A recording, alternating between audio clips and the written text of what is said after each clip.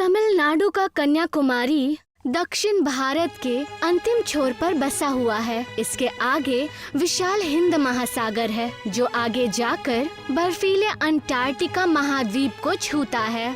ये कहानी कन्याकुमारी के पास बसा पुटुसपुर नाम के गांव में रहने वाले अब्दुल की है। अब्दुल बकरे पालने का धंधा किया करता था। उसके पास छोटे बड़े कुल मिलाकर 20 बकरे बकरियां थी।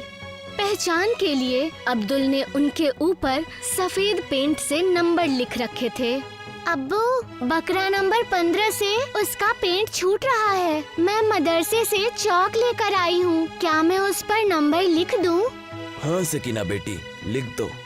सकीना जब बकरे पर नंबर लिखने चली गई तो अब्दुल की बीवी हमीदा अब्दुल से बोली, इससे सकीना की फीस जमा होगी और अब्बास भी मोबाइल के लिए रो रहा है। बकरा नंबर 13 बड़ा हो गया है, आप उसे बेच आइए, हमें अभी पैसों की जरूरत है।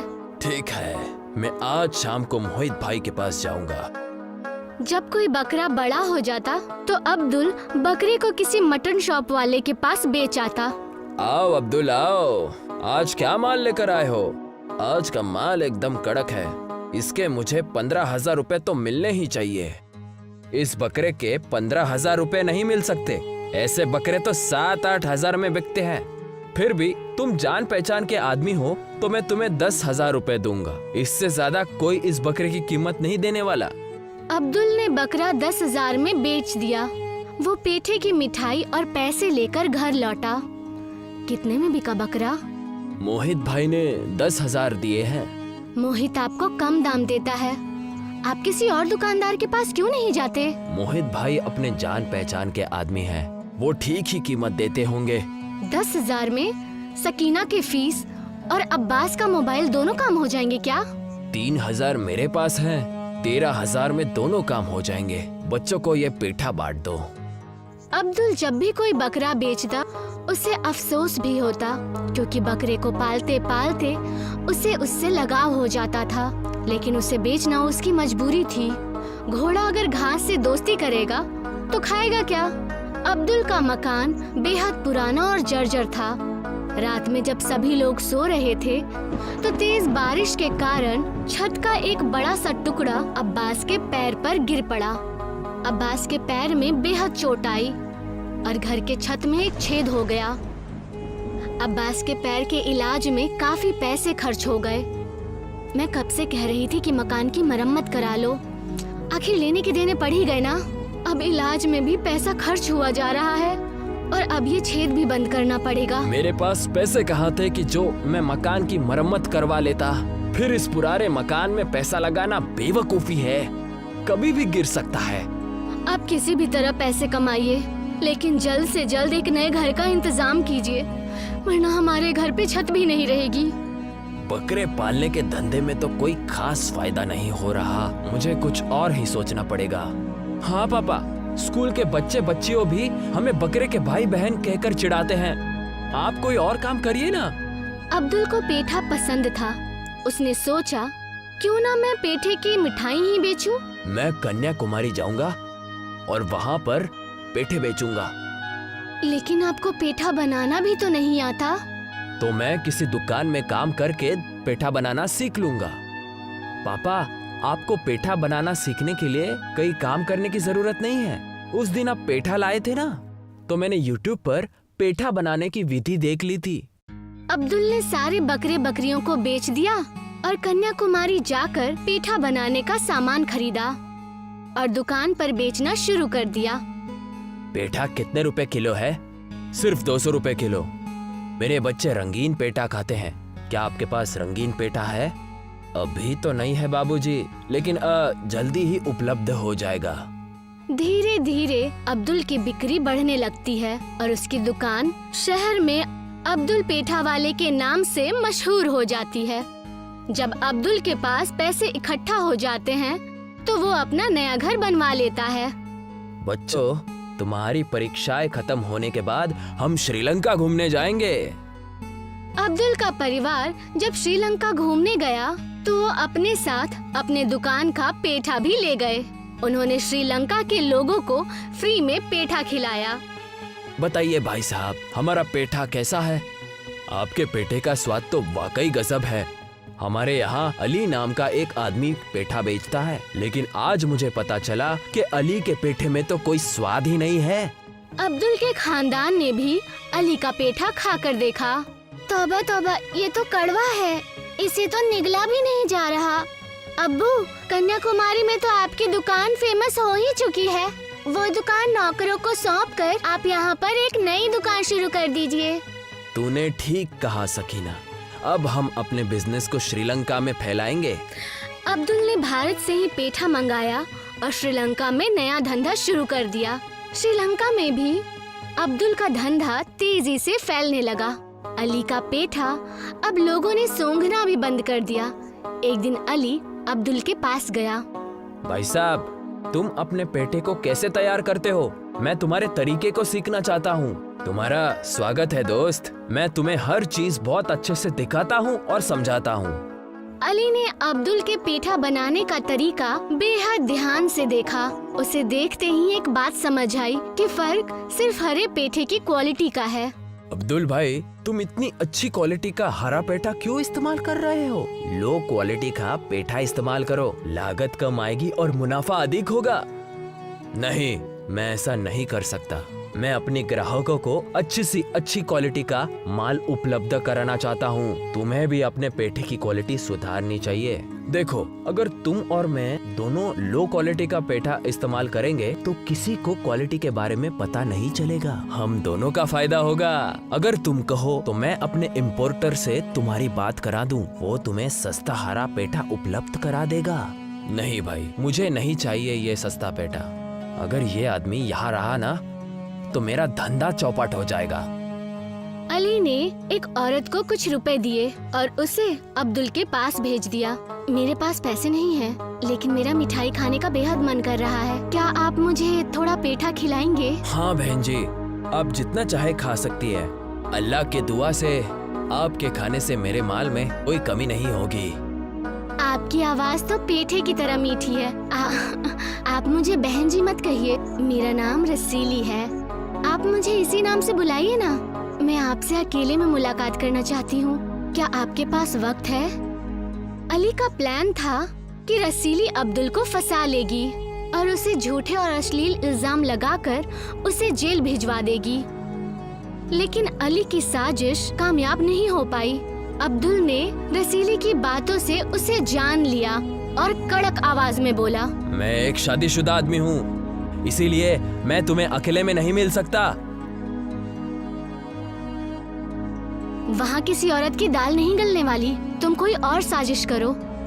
अली अपने जान पहचान के एक मंत्री के पास पहुँचा। मंत्री जी, एक अब्दुल नाम के आदमी ने मेरे नाक में दम करके रखा है। आप किसी तरह कानूनी अड़ंगा लगाकर उसे वापस तमिलनाडु भेज दीजिए। भारत सरकार से अच्छे रिश्ते रखना फिलहाल हमारी मजबूरी है। भारत सरकार हर तरह से हमारी मदद कर रही है। इस समय किसी भारतीय व्यापारी को कष्ट देना उचित नहीं होगा। तुम अपने स्तर पर कुछ उपाय कर लो। उनकी बात सुनकर अली गुस्सा हो गया और अपने घर चला गया। क्या हुआ? आजकल आप इतने परेशान क्यों रहते हैं? अब मेरे परेशानियों में तुम क्या करोगी? तुम्हें तो सिर्फ गहने और कपड़े चाहिए। गहने और अच्छे कपड़े चाहने में बुरा ही क्या है? लेकिन तुम अपनी परेशानी की वजह तो बताओ, हो सकता है मैं तुम्हारी कुछ मदद कर दूं। अली ने अपनी बीवी को सारा मसला कह सुनाया। मेरा भाई शाहरुख अंटार्कटिका की यात्रा पर जा रहा है। उस आदमी को जहाज में बिठाकर अंटार्कटिका में फिकवा दो। वहाँ बर्फ ही बर्फ है, वो ठिठुर कर वहीं खत्म हो जाएगा। अली का साला जिस दिन अंटार्कटिका जा रहा था, उससे एक दिन पहले अली ने कुछ नकाबपोश गुंडों के द्वारा अब्दुल को अगवा करवा लिया। अब्दुल के हाथ पैर बांधकर और आंखों पर पट्टी बांधकर उसे जहाज पर लिटा दिया। अली का साला अब्दुल को बर्फीले अंटार्कटिका महाद्वीप पर फेंक आया, जहां दूर दूर तक सिवाय बर्फ के और कुछ भी नहीं था। किसी तरह अब्दुल ने अपनी आंखों की पट्टी हटाई। ये मैं कहाँ आ गया हूँ? यहाँ तो बहुत ठंड है, बहुत भूख लग रही है। यहाँ तो कुछ खाने को भी नहीं मिल रहा। तभी अब्दुल को अपने पीछे से किसी के गुर्राने की आवाज आई। अब्दुल के पीछे एक सफेद भालू खड़ा था। भालू अब्दुल के पीछे पड़ गया और उसे यहाँ वहाँ दौड़ाने लगा। हे अल्लाह, अब ये आफत कहाँ से आ गई? अब्दुल अपनी जान बचाने के लिए ठंडे पानी में कूद गया। तब जाकर उस सफेद भालू ने उसकी जान बख्श दी। ये भालू कुछ तो खाता ही होगा। अगर मैं इसके पीछे पीछे जाऊं तो मुझे कुछ खाने के लिए मिल सकता है। अब्दुल भालू के पीछे पीछे गया। उसने देखा कि भालू एक दूसरे भालू के पास पहुंचा, जो जमीन पर जख्मी हालत में पड़ा हुआ था। उस भालू के पेट पर एक घाव था जिससे खून बह रहा था। मुझे उस भालू की मदद करनी चाहिए। अब्दुल घबराता हुआ उस जख्मी भालू के पास गया और अपने कुर्ते को निकालकर भालू के जख्म पर पट्टी बांध दी। अब अब्दुल के पास पहनने के लिए कुछ नहीं था। हे अल्लाह, मेरी मदद करो। तभी अब्दुल के सामने एक देवी प्रकट हुई। मैं बर्फ की देवी आइसनो हूँ और यहाँ के जीवों की हिफाजत करती हूँ। हर साल यहाँ पर शिकारी आते हैं और भालुओं का शिकार करते हैं। तुमने एक जख्मी भालू की मदद की है। मैं तुमसे बेहद खुश हूँ, इसीलिए मैं तुम्हें एक तोहफा देना चाहती हूँ। देवी ने अब्दुल को एक तिलस्मी छड़ी दी। इस छड़ी को बर्फ से छूना, बर्फ उसी चीज में बदल जाएगी जिसकी तुम्हें जरूरत होगी। मैं कन्याकुमारी से आया हूँ। सबसे पहले मैं बर्फ की नाव बनाकर घर जाऊंगा, लेकिन घर पहुँचने के बाद इस छड़ी का कोई उपयोग नहीं रहेगा, क्योंकि कन्याकुमारी में तो बर्फ होती ही नहीं है। तुम उसकी फिक्र मत करो। मैं हर अमावस्या की रात 12 बजे तुम्हें यहाँ से एक बड़ा बर्फ का टुकड़ा भेज दिया करूँगी। अब्दुल अपने मन में नाव का ध्यान करते हुए एक बड़े बर्फ के टुकड़े से अपनी छड़ी को छुआता है। बर्फ का टुकड़ा अचानक ही नाव में बदल जाता है। अब्दुल नाव से यात्रा करता हुआ कन्याकुमारी पहुंच जाता है। पापा, आप कहाँ चले गए थे? हमने आपको बहुत बार फोन किया। बेटा, किसी ने मुझे अंटार्कटिका पहुंचा दिया था, लेकिन अब सब ठीक है। तुम्हें सकीना को और तुम्हारी माँ को जिस चीज की भी जरूरत हो वो मुझे कागज पर लिखकर दे दो। अमावस की रात को अब्दुल समुद्र के पास जाकर खड़ा हो गया। उसने देखा एक बड़ा सा बर्फ का टुकड़ा तैरता हुआ उसकी ओर चला आ रहा है। अब्दुल ने उस बर्फ के कई टुकड़े किए और बर्फ से ही पेठा बना दिया। वो पेठे उतने ही लजीज थे जितने लजीज उसके हाथ के बनाए हुए पेठे होते थे। उसने बर्फ के भारी टुकड़ों से अपने लिए एक कार बनाई। कुछ दिनों बाद अब्दुल श्रीलंका गया। इस बार वो अपने दुकान पर एक महंगी कार में पहुंचा। अली उसे देखकर हक्का बक्का रह गया। शाहरुख, क्या तुमने अब्दुल को अंटार्कटिका नहीं छोड़ा था? मैंने तो उसे वही छोड़ा था। तो फिर वो वापस कैसे लौट आया? मुझे क्या पता, बिना जहाज के समुंदर पार करके वो कैसे फिर से लौट कर आया। अब्दुल के पास अब पेठे की कोई कमी नहीं थी। वो बर्फ से जितना चाहे उतना पेठा तैयार कर सकता था और उसमें उसकी कोई लागत भी नहीं आती थी। और अब्दुल भाई कैसे हो? बढ़िया हूँ अली, तुम सुनाओ? मैं भी ठीक ही हूँ। आपके पेठे की क्वालिटी तो और भी शानदार हो गई, एकदम शीशे की तरह पारदर्शी, बिल्कुल बर्फ की तरह। तुमने ठीक पहचाना, मैं ये पेठा बर्फ से ही तैयार कर रहा हूँ। पेठा बर्फ से तैयार कर रहे हो? इसका क्या मतलब है? अब्दुल ने अली को बर्फ और जादुई छड़ी के बारे में बता दिया। तो अब्दुल भाई, वो छड़ी आप कुछ दिनों के लिए मुझे भी दे दीजिए, मैं भी बर्फ से पेठा तैयार कर लूंगा। मैं वो छड़ी तो तुम्हें नहीं दे सकता कि अगर तुमने वो छड़ी कहीं गुम कर दी तो मेरा बहुत नुकसान हो जाएगा। तुम एक काम करो, तुम अमावस्या की रात को कन्याकुमारी आ जाओ। मैं बर्फ से पेठा तैयार करूंगा और तुम्हें कम दामों में भेज दूंगा ताकि तुम्हारी भी रोजी रोटी चलती रहे। मैंने इसे अंटार्कटिका मरने के लिए भेजा, लेकिन ये तो वरदान लेकर वापस लौटा और ये मुझ पर ही दया कर रहा है। मैं अंटार्कटिका जाकर उस देवी से जादुई छड़ी लेकर आऊंगा। अली अपने साले शाहरुख के साथ अंटार्कटिका पहुंचा। शाहरुख, तुम तीर मारकर एक भालू को घायल कर देना। मैं उस भालू की मदद करूंगा और फिर देवी प्रसन्न होकर मुझे उपहार देगी। मैं भी अब्दुल की तरह अमीर हो जाऊंगा। शाहरुख ने भी एक भालू के पेट में तीर मारकर उसे जख्मी कर दिया। अली भालू के पास पहुंचा और भालू की मरहम पट्टी करने लगा। तभी बर्फ की देवी वहां पर प्रकट हुई। मैंने तुम्हारी बातें सुनी है। तुमने मेरा वरदान पाने के लिए जानबूझकर उस भालू को जख्मी किया है। तुम्हें उसकी सजा मिलेगी। देवी ने 4 भालू अली के पीछे लगा दिए। अली अपनी जान बचाने के लिए ठंडे पानी में कूद गया। अरे कोई मुझे यहाँ से बाहर निकालो, ये भालू मुझे निकलने नहीं दे रहे। मुझे माफ कर दो देवी, मुझे यहाँ से बाहर निकालो, मुझे घर जाना है। इस तरह अली को अपने कर्मों की सजा मिली। कोल्हापुर के एक शहर में संवाद अपनी बीवी और बच्चों के साथ रहता था। कोल्हापुर में सूखा और गर्मी होने की वजह से लोग ज्यादातर अपने घरों में रहते थे। बेहद गर्मी है, लग रहा है जहन्नुम में हूँ। क्या आप भी हमेशा गलत और बहकी बहकी बातें करते रहते हो? कुछ ही दिनों की बात है, सब कुछ ठीक हो जाएगा। ये तुम पिछले 1 महीने से कह रही हो। आज खाना खा लो, कल तो हमें खाना भी नहीं मिलने वाला। काश दूसरे गांव और कस्बों की तरह हम भी खुश होते। दूसरे गांव के मर्द हमेशा काम और मेहनत करते हैं, यूं ही नहीं घर में बैठे बैठे रोटियां तोड़ते रहते हैं। तुम हमेशा मुझे ताने मारकर ही खुश रहो, ये नहीं कि कभी मेरी थोड़ी तारीफ कर दे। तारीफ करने लायक कोई काम भी तो कर लो। संवाद अपनी बेगम भाग्या से बहस करके घर के बाहर चला जाता है। चलो संवाद भैया, यहाँ क्या कर रहे हो तुम? तुम बड़े ढीले हो। तुम हमेशा गांव में सब कुछ होने के बाद ही आते हो। हुआ क्या, पहले ये बताओ, ज्यादा मुंह ना चलाओ। वहाँ देखो, शेरू शहर से बर्फ लेकर आया है और गांव वालों को मुफ्त में खिला रहा है। जाओ जाओ, थोड़ी सी बर्फी ले लो और अपनी बीवी को जाकर दे देना।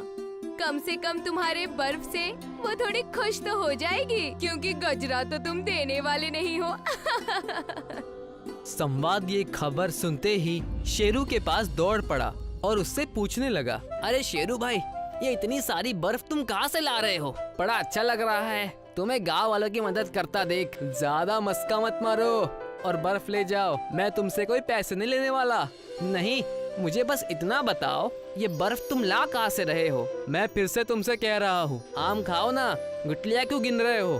उस वक्त तो संवाद सुकून से अपने घर चला जाता है और अपनी बेगम भाग्या के साथ बड़े मजे से बर्फ को पानी में मिलाकर पीता है।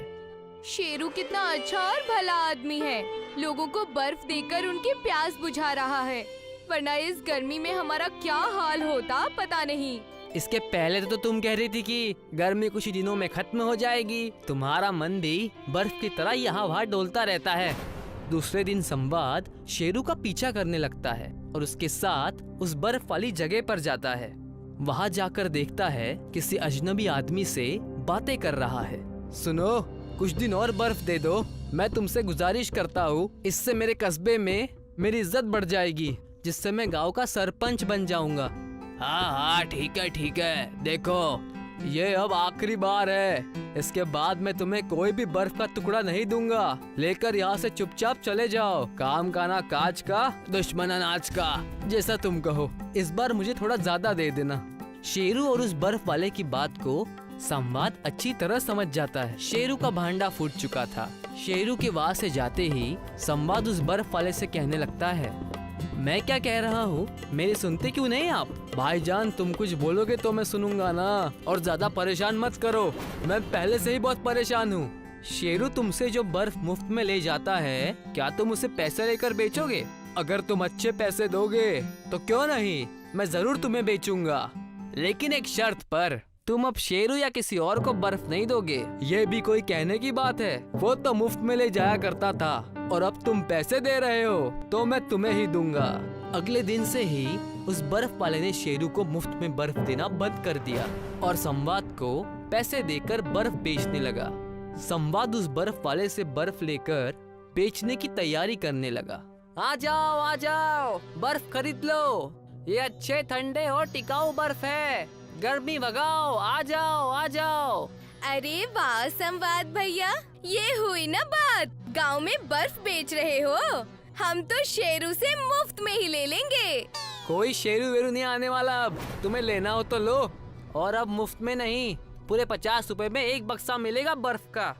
संवाद अपने मन की मनमानी करके बर्फ बेचने लगा। शेरू के हाथ में अब कुछ नहीं बचा था। शेरू ने उसे बर्फ बेचते हुए देखा और कहा, वाह दोस्त वाह, तुमने पीठ पीछे ये सारी साजिश रची, अच्छी चाल चली है तुमने। मैंने तो बस मौके का फायदा उठाया है। तुम जाकर सरपंच बनने की तैयारी करो। अच्छा, तो तुम्हें ये बात भी पता चल गई। शेरू उस वक्त कुछ नहीं कर पाया, लेकिन संवाद के जहन में लालच का दरख्त आ चुका था। संवाद अलग अलग कस्बों में जाकर बर्फ बेचने लगा था। गांव वाले लालच और गर्मी से परेशान होने के कारण संवाद से बर्फ मजबूरी में खरीदने लगे थे। अब से मुझे ज्यादा बर्फ चाहिए, मैं तुम्हें ज्यादा पैसे देने के लिए तैयार हूँ। यहाँ बर्फ की कोई खदान थोड़ी ना है जो मैं तुम्हें बर्फ दे सकूं। मेरे पास इतना ही मिलेगा, लेना हो तो लो वरना मत लो। तुमसे अच्छा तो वो शेरू था। सरपंच बनने के लिए भला गिड़गिड़ाया तो करता था, लेकिन दिल का साफ था। संवाद ज्यादा पैसों की लालच में बर्फ में गंदा पानी मिलाया करता था ताकि बर्फ ज्यादा बढ़ जाए। तालाब से पानी लेकर उस बर्फ वाले को दे दिया करता था, जिससे बर्फ बढ़े और वो ज्यादा पैसे कमा सके। आप इतने सारे बर्फ ला कहाँ से रहे हैं? कल गांव के कुछ लोग उस बर्फ के पानी को पीकर बीमार हो गए। मेरा तो बड़ा जी घबरा रहा है। ज्यादा लालच के चलते कहीं आप कोई गलत काम तो नहीं कर रहे हैं ना? अब गांव वाले कमजोर है तो इसमें मेरी क्या गलती? मैं तो बस एक बर्फ का कारोबारी हूँ। बस आप कोई गलत काम मत कीजिएगा। लेकिन संवाद किसी की भी नहीं सुनता। तालाब के पानी से बर्फ जमा कर वो गांव वालों को बेचा करता, जिस वजह से आधे से ज्यादा गांव बीमारी की चपेट में आ गए। लोगों को बुखार और बाकी कई बीमारियां होने लगी। ये सब बैठकर यमराज और चित्रगुप्त देख रहे थे।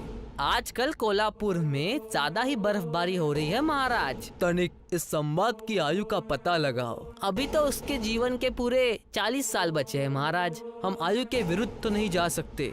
हमें पिछली बार की तरह पृथ्वी पर जाना ही होगा और उसे सबक सिखाना होगा।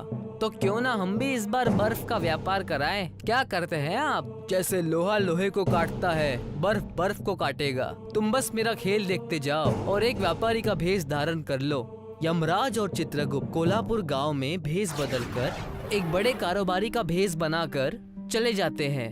हमें करना क्या है महाराज? हम यहाँ एक बड़ा सा बर्फ का पहाड़ बना देंगे। लालच के जाल में फंसकर वहाँ संवाद जरूर जाएगा। यमराज ने अपने बेमिसाल ताकत से एक बड़ा सा बर्फ का पहाड़ बना दिया। पूरे गांव वाले बर्फ का पहाड़ देखकर हैरान रह गए। उनमें मौका देखकर संवाद वहाँ भी पहुँच गया। लगता है उस बर्फ वाले ने ये मेरे लिए लाया है। वो भी तंग आ गया होगा मुझसे। लेकिन मुझे क्या, मैं तो बर्फ बेचूंगा। संवाद उस बर्फ के पहाड़ को देखकर वहाँ चला जाता है और कहता है, ये बर्फ का पहाड़ कहाँ से आया? तब यमराज और चित्रगुप्त वहाँ आ गए और चित्रगुप्त ने कहा, अरे तुम उसकी फिक्र क्यों कर रहे हो? ये बर्फ तुम्हारे लिए ही लाई गई है, जाओ जाकर ले लो। हमें उन्हीं बर्फ वाले ने तो भेजा है आपके पास। ये बर्फ आपके लिए तोहफा है। आप इतना अच्छा काम जो कर रहे हैं, वो भी इतनी गर्मी में लोगों को बर्फ पहुंचा रहे हैं, ये तो बड़ा ही पुण्य का काम है। अरे ये बात तो मुझे भी पता है। जब भी कोई मेरी तारीफ करता है मुझे बहुत शर्म आती है। संवाद ने आओ देखा ना ताओ और उस बर्फ के पहाड़ में बर्फ लेने की लालच में चला गया। जैसे ही बर्फ के पहाड़ के पास वो पहुंचा, यमराज ने अपने ताकत से उसे बर्फ के एक बड़ी सी कारावास यानी कि बर्फ की जेल में कैदी बना लिया। ये क्या हो गया? मैं बर्फ की जेल में कैसे आ गया? मुझे ठंड लग रही है, मुझे यहाँ से निकालो। संवाद को बर्फ की जेल में देख शेरू और उसकी पत्नी भाग्या हैरान रह गए। तब शेरू ने कहा, कौन हो तुम लोग और मेरे गांव वाले को क्यों परेशान कर रहे हो? छोड़ दो मेरे पति को। ठंड के मारे देखो कैसे कांप रहे हैं। ज्यादा ठंड से कहीं बीमार न हो जाए। तब जाकर गांव वालों को दिखाने के लिए यमराज और चित्रगुप्त अपने असली अवतार में आ जाते हैं और कहते हैं, मैं यम हूँ, यमलोक का यमराज, और मैं हूँ चित्रगुप्त। यमराज और चित्रगुप्त को उनके असली भेष में देख गांव वाले डर गए। शेरू और भाग्या ने उन्हें डरते हुए कहा, आप हमारे गांव क्यों आए हैं और आपने मेरे पति को ये सजा क्यों दी है? दंड का पात्र संवाद स्वयं है। तब जाकर यमराज और चित्रगुप्त ने सारी सच्चाई गांव वालों के सामने रखी। मुझे छोड़ दो, ठंड के मारे मेरी जान निकल रही है। मैं अपनी सारी गलती मानता हूँ, मैं ऐसा कभी नहीं करूँगा। रहम करे महाराज, आप देव हैं, आप सब कुछ हैं। मेरे पति के प्राण बख्श दीजिए महाराज, मैं विधवा नहीं होना चाहती। यमराज ने भाग्या और बाकी कस्बे वालों की बात सुनकर बर्फ की जेल खत्म कर दी और कहने लगे, मैं तुम्हारे प्राणों को हरने नहीं आया था, मैं तुम्हें बस सबक सिखाने आया था, लेकिन तुम्हें दंड दिए बिना मैं जाऊंगा नहीं। आपने सजा दे तो दी, मैं अब सब समझ गया हूँ। दंड तो तुम्हें अवश्य मिलेगा। आज से तुम जब भी बर्फ को छुओगे तो उसे छूते ही तुम्हें एक बिजली का झटका लगेगा। इतना कहकर यमराज और चित्रगुप्त वहाँ से गायब होकर चले जाते हैं। संवाद को उसकी सजा मिल गई और वो अपनी पत्नी के साथ सुकून से रहने लगा। गांव वालों ने शेरू को गांव का सरपंच ऐलान कर दिया और सुकून से रहने लगे। दिवाकर एक गरीब किसान है जो फल और सब्जियां उगाकर अपना खानदान पालता है। वो अपने बगीचे में गोबर और बाकी नामियाती खाद का इस्तेमाल करता था, जिससे उसकी उगाई बहुत सी चीजें ताज़ा होती हैं और सभी ग्राहक उससे ही फल और सब्जियां खरीदते हैं। अरे दिवाकर बाबू, ये पपीते कैसे दिए? 50 रुपए में है। 2 पपीता दे दीजिए। ये लीजिए 100 रुपए। दिवाकर के पास ग्राहकों की कमी नहीं है, पर उसी के बगल में ठेला लगाए बैठे भैरव के पास दिन में 1-2 ग्राहक ही आते हैं, क्योंकि भैरव फल और सब्जियां उगाने के लिए रासायनिक खाद का इस्तेमाल करता है, जिससे उसकी उगाई चीजें अच्छी नहीं होती और उसकी आमदनी भी कम होती है, और इसी वजह से वो दिवाकर से जलता है। इसका जल्द ही कुछ करना पड़ेगा, नहीं तो ये मेरा पूरा कारोबार चौपट कर देगा। भैरव कुछ सोचने लगता है। बहुत सोचने के बाद भैरव के दिमाग में एक आइडिया आता है। वो दिवाकर को फंसाने की साजिश करता है। सुनो दिवाकर भाई, तुम्हें पता है सरकार ने किसानों को सरकारी बीज देने की बात कही है। अरे ये तुमने बहुत अच्छी खबर सुनाई है। अच्छे बीज मिलेंगे तो हम लोग और भी अच्छे से फल और सब्जियां उगा सकते हैं। तो देर किस बात की है? चलो मैं बीज लेने जा रहा हूँ, तुम भी मेरे साथ चलो। भैरव अपने साथ दिवाकर को ले जाता है और उसे एक सरकारी बीज भंडार से बीज के कुछ पैकेट्स देता है। बीज लेने के बाद दिवाकर वहाँ से चला जाता है और भैरव अपनी चाल चलता है। वो अखबार में खबर छपवाता है कि सरकारी बीज भंडार से एक आदमी ने बीज चोरी किए हैं। भैरव उस अखबार को लेकर दिवाकर के पास पहुँचता है। देखो दिवाकर भाई, किसी ने सरकारी बीज भंडार से बीज चोरी किए हैं और तुम्हारे पास भी कुछ पैकेट बीज के हैं, इसीलिए पुलिस तुम्हें भी पकड़ सकती है। पर ये बीज के पैकेट तो तुमने मुझे दिए हैं ना? हाँ मैंने दिए थे, पर ये बात पुलिस को थोड़ी पता है कि किसको बीज मिले हैं और किसने चोरी किए हैं। तो अब मैं क्या करूं? जब तक ये मामला शांत नहीं हो जाता तुम यहाँ से कहीं दूर चले जाओ। पर मैं जाऊं कहाँ? मैं तुम्हें ले चलता हूँ। भैरव दिवाकर को लेकर दूर एक घने जंगल में जाता है, जहाँ पर अंग्रेजों के जमाने का जेल बना होता है। तुम कुछ दिन इसी जेल के अंदर छुपे रहो, मैं बाद में तुम्हें वापस बुला लूंगा। तुम्हारा बहुत बहुत धन्यवाद भाई, तुमने मुझे उस बेमतलब की आफत से बचा लिया।